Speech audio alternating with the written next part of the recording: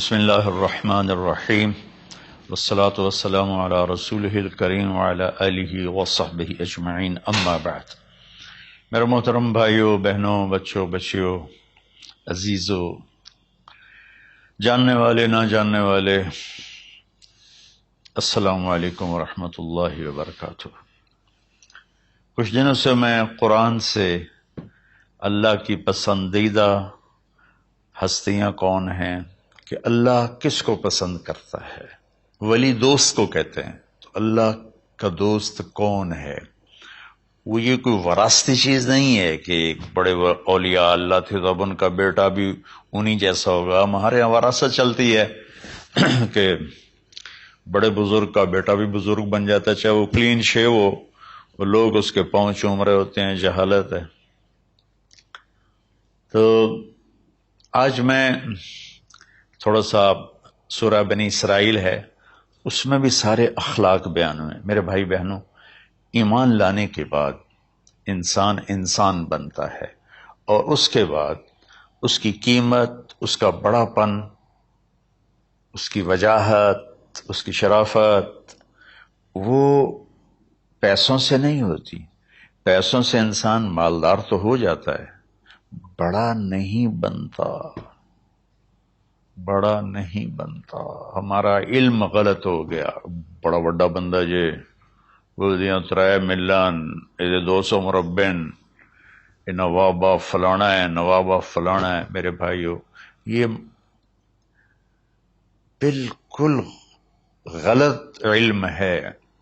بڑا وہ ہے جسے اللہ پسند کرے، بڑا وہ ہے جو میرے نبی کی زندگی کے پیچھے چلے، بڑا وہ ہے جس سے اللہ تعالیٰ راضی ہو جائے۔ باقی سب چھوٹے چھوٹے ہیں۔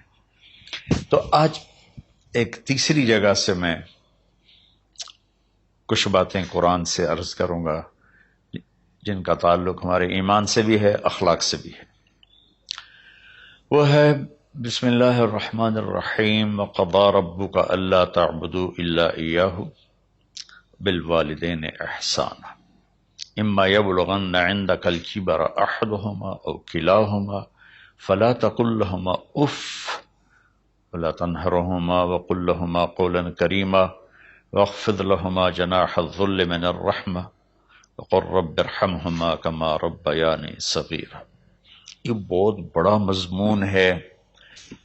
اللہ نے قرآن بھر دیا والدین کے خدمت کے لیے، والدین کی اطاعت کے لیے، والدین کی ماننے کے لیے۔ پہلا جملہ ہے اور تیرے رب نے فیصلہ کیا، ایک مطلب۔ دوسرا، اور تیرے رب نے حکم کیا کہ بندگی صرف اللہ کی ہے، بندگی صرف اللہ کی ہے۔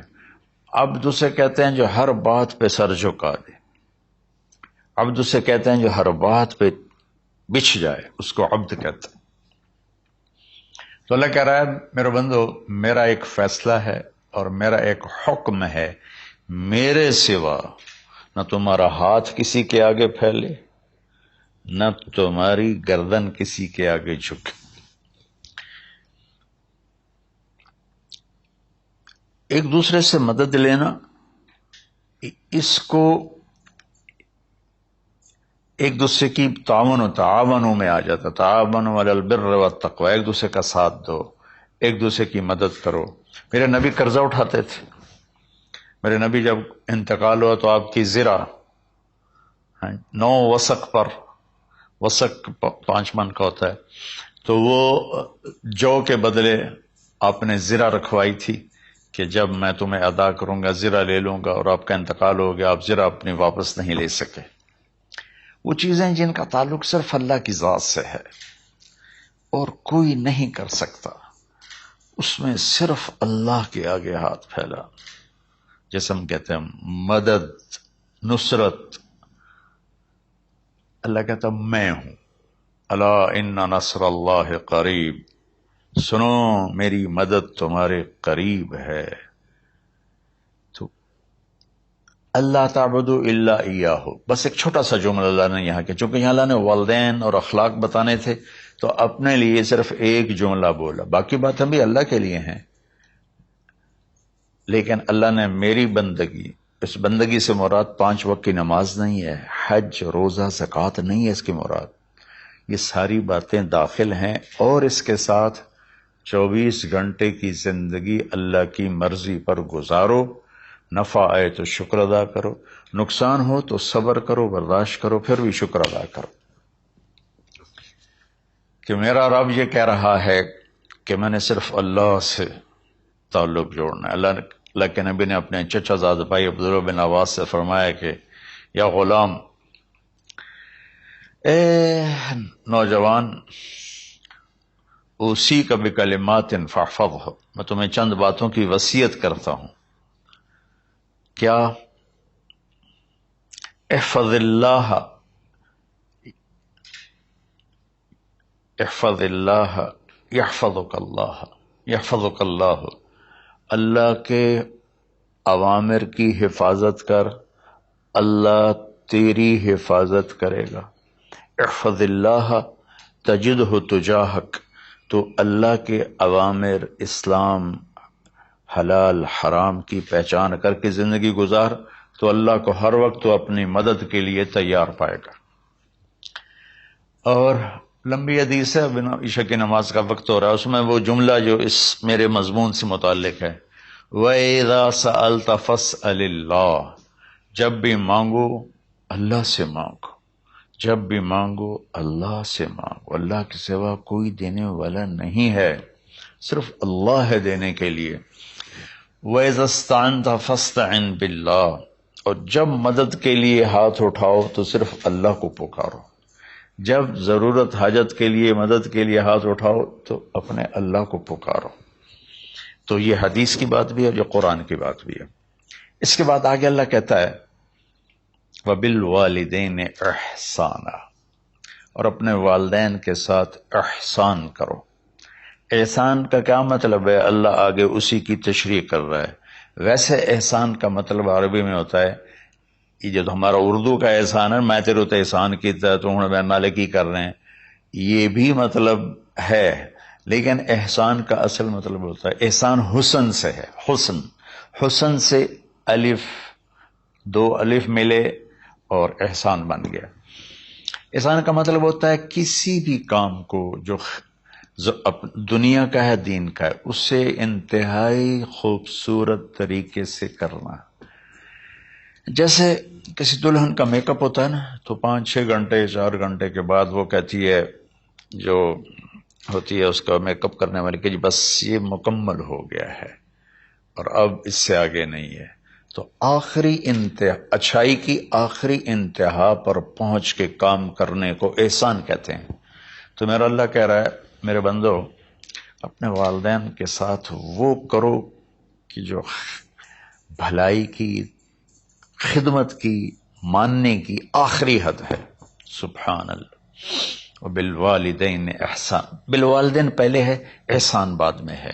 اللہ تعالیٰ نے باقی سب کو پیچھے کر کے فرمایا کہ دیکھو، خاص طور پہ ماں باپ کے ساتھ وہ رویہ کرو کہ ان کے دل سے دعائیں نکلیں۔ چند دن پہلے ایک والد یوں ہاتھ اٹھا کے کہہ رہا تھا اپنے بیٹے، اکلوتا بیٹا، میں منگنا اللہ کو لو، اللہ تینوں چاہ لگے۔ باپ بیٹے کے لیے یہ دعا مانگ رہا تھا، اور بیٹا اکیلا ہے، یہ بد دعا باپ کر رہا تھا۔ تو بھائیو، ایسی اولاد نہ بنو جس ماں نے پیٹ میں 9 مہینے اٹھایا، پھر جننے کی تکلیف برداشت کی۔ ایک شخص آیا حضرت عبید بن عمیر کے پاس کہ حضرت، میں نے ماں کو اپنے کندھے پہ بٹھا کے پیدل حج کرایا ہے، مینا لے گیا، عرفات لے گیا، مزدلفہ، پھر مینا، پھر مکہ، تو کیا میں نے ماں کا حق ادا کر دیا؟ میں نے فرمایا ولا تلقۃ واحدہ، بیٹا ابھی ایک تلقہ کا حق بھی ادا نہیں ہو۔ تلقہ کسے کہتے ہیں؟ جب بچہ پیدا ہونے کا وقت آتا ہے تو ماں کو دردوں کی لہریں اٹھتی ہیں، وہ اتنی خوفناک ہوتی ہیں کہ ماں چیخ چیخ کے رہ جاتی ہے، اور بعض اوقات ڈلیوری لیٹ ہو جاتی ہے تو وہ تڑپتی ہے، روتی ہے. وہ جو لہریں ہیں نا پیٹ میں آتی ہیں جاتی ہیں، آتی ہیں جاتی ہیں، ایک لہر جو درد کی اٹھتی ہے اس کو کہتے ہیں تلقہ. میں قربان جاؤں، انہوں نے فرمایا بیٹا ابھی تیری ماں نے جو تجھے جنا تھا اس وقت جو تجھے درد، تیری ماں نے درد کی لہریں برداشت کی تھی، اس میں سے ایک لہر کا بھی حق ادا نہیں ہوا، یعنی کہ حق ادا ہو ہی نہیں سکتا. یہ مطلب کہ حق ادا ہو ہی نہیں سکتا کہ بیٹا ابھی ایک کا بھی نہیں. پھر حضرت عبداللہ بن عمر سے ایک شخص نے پوچھا کہ اچھا یہ جو آدمی تھا یہ خراسان، یہ ایران میں ہے اور افغانستان میں، یہاں سے ماں کو پیدل کندھے پہ بٹھا کے مکے پہنچا تھا، اندازہ لگا اس نے کتنی مشقت اٹھائی. اور عبید اللہ بن عمر کہتے ہیں بیٹا ابھی ایک لہر کا حق ادا نہیں ہوا. یہی سوال حضرت عبداللہ بن عمر سے کیا ایک شخص نے کہ حضرت میں نے اپنی ماں کو حج کرایا ہے، سارا میں نے پیدل کرایا ہے اور کندھے پہ اٹھا کے کرایا ہے، تو کیا میں نے ماں کا حق ادا کر دیا؟ ولا ظفرۃ واحدہ ولا ظفرۃ واحدہ. کہ بیٹا تیری ماں نے تجھے پالتے ہوئے جو تھک تھک کے لمبے لمبے سانس لیے، ہوکے بھرے، ابھی ایک ہوکے کا حق بھی ادا نہیں ہوا، یعنی حق ادا ہو ہی نہیں سکتا. تو احسان کے آگے تشریح آ رہی ہے. تو آج میں صرف اتنی بات کروں گا کہ میرے بھائیوں، میری بہنوں، میرے بچوں، میری بچیوں، اللہ کے واسطے ماں باپ کو دکھ نہ دینا ورنہ اللہ بھی ناراض ہو جائے گا. چند دن پہلے ایک بچہ بچی میرے پاس آئے، دونوں میڈیکل اسٹوڈنٹ تھے، کہیں گے ہم شادی کرنا چاہتے ہیں. تو بچی نے کہا جی میرے والدین ناراض ہیں، وہ نہیں، اس رشتے پر راضی نہیں ہیں. تو میرے باپ کہتے ہیں اگر تو نہیں یہاں رشتہ کیا تو تیری میری ایک درمیان ایک خط آئے، کھچ جائے گا خلیج، ہم اس پار نہیں آئیں گے تو اس پار نہیں آئے گی. میں نے کہا بیٹی جس ماں نے تجھے 9 مہینے پیٹ میں پالا، 2 سال تجھے دودھ پلایا، تیری پوٹیاں پیشاب صاف کیا، تجھے پیمپر باندھے، تجھے اٹھ اٹھ کے راتوں کو اپنی چھاتی سے دودھ پلایا، کیا اب اس کا اتنا بھی حق نہیں کہ تم اس کی رائے کا احترام کرو؟ اتنا بھی حق نہیں ہے؟ تو میں نے کہا بیٹا میری کوئی رائے نہیں ہے، تو اگر تیرے ماں باپ راضی ہیں تو بسم اللہ ضرور کر، اگر راضی نہیں ہے تو دیکھو موت تک تجھے ماں باپ کی دعا نہیں ملے گی، اور ماں باپ کی دعا نہ ملی تو کچھ بھی نہیں ملے گا. تو بھائیو دوستو، خاص طور پر آج کے کالج کے نوجوان بچے بچیاں یہ ماں باپ کے ساتھ بہت بدتمیزی کرتے ہیں، چونکہ اس میں والدین کا پہلا قصور ہے کہ انہوں نے ان کو دین نہیں سکھایا. بچپن میں انگلش میڈیم سکول، پھر او لیول، پھر اے لیول، تو انہیں کیا پتا ماں کون ہے باپ کون ہے. ایک پرانی بات ہے، ایک شخص اپنے بیٹے کو لے کر آیا کہ یہ میرا بچہ ہے اور یہ فلاں جگہ شادی کرنا چاہتا ہے اور ہم میں سے کسی کی رائے نہیں ہے اور یہ مانتا نہیں ہے. اور اس کے ساتھ اس نے دھاڑے مار کے رونا شروع کیا. تو میں نے بچے کو دیکھا تو یوں کر کے بیٹھا تھا، اس کا باپ رو رہا ہے، ہچ کیوں تو ایسے بیٹھا ہو. تو مجھے اچانک خیال آیا، میں نے کہا شیخ صاحب اس کو کہاں پڑھایا تھا؟ کہا جی امریکن اسکول. اس کے بعد آسٹریلیا بھیجا تھا مزید تعلیم کے لیے. ان کے شیخ صاحب اس بچے کا کوئی قصور نہیں، آپ کا قصور ہے. اس کو تو پتہ ہی نہیں میری ماں کیا ہے، میرا باپ کیا ہے. ایک ہماری تہذیب تھی وہ ختم ہو گئی ہے، اس میں علم نہیں بھی تھا تو ماں باپ کا.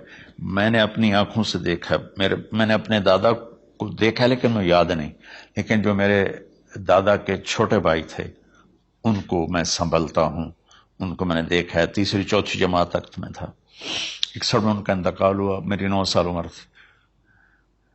تو 8 سال ان کے بیٹے جوان تھے، اور ڈیرے میں جب وہ بیٹھتے تھے تو ان کے بچے ان کے سامنے نہیں بیٹھتے تھے، ان کی پیٹھ کے پیچھے بیٹھتے تھے. اتنا ادب، حالانکہ چاروں کے چاروں دین نہیں جانتے تھے، تہذیب تھی، ثقافت تھی، جو آج کی تہذیب نے ہم سے سب کچھ چھین لیا. اب بھی آپ جاؤ بیٹا تھر پار کر میں گیا ہوں 2-3 دفعہ، اور وہاں مسلمان نہیں، ہندو عورتیں جب گاڑی گزرتی ہے تو گھونگھٹ کو نیچے کر لیتی ہیں، اپنا چہرے کو فوراً چھپا لیتی ہیں. تو خیر بہرحال میں نے کہا شیخ صاحب اس بچے کا قصور نہیں، آپ کا قصور ہے. تو میرے بچوں، اپنے ماں باپ کو خوش کرو، راضی کرو. ان کا راضی ہونا اللہ کی رضا ہے. میں اس کی تفصیل انشاءاللہ آگے بتاؤں گا. آج میں صرف اتنا ہی میں نے تمہید باندھی ہے کہ ماں باپ کا کیا مقام ہے، ان کی کیا عزت ہے. ایک شخص آیا، یا رسول اللہ میرا باپ میرے پوچھے بغیر میرا مال خرچ کر لیتا ہے. آپ نے کہا بلاؤ. چونکہ بچے کا ذاتی مال اگر ہو تو شرع کے لحاظ سے باپ پوچھ کے استعمال کرے، بغیر پوچھے استعمال نہ کرے.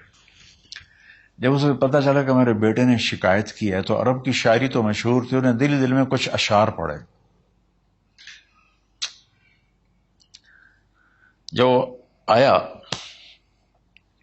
تو جبریل پہلے آ گئے، یا رسول اللہ اللہ تعالیٰ کہہ رہے ہیں آپ اس سے پوچھیں وہ شعر بتاؤ جو تیرے کانوں نے تو نہیں سنے، تیرے دل میں آئے تھے اور اللہ نے سن لیے. تو اللہ کے نبی نے فرمایا بھائی تیرا انشاءاللہ کیس سنتے ہیں، لیکن پہلے وہ شعر سناؤ جو تم نے تو نہیں کہے زبان سے پر اللہ نے سن لیے ہیں. تو پھر اس نے وہ اشعار پڑھے، اور اس کے آگے کیا ہوا یہ میں انشاءاللہ اگلے کلپ میں بتاؤں گا کہ باپ کا کیا مقام ہے، ماں کا کیا مقام ہے. السلام علیکم ورحمۃ اللہ.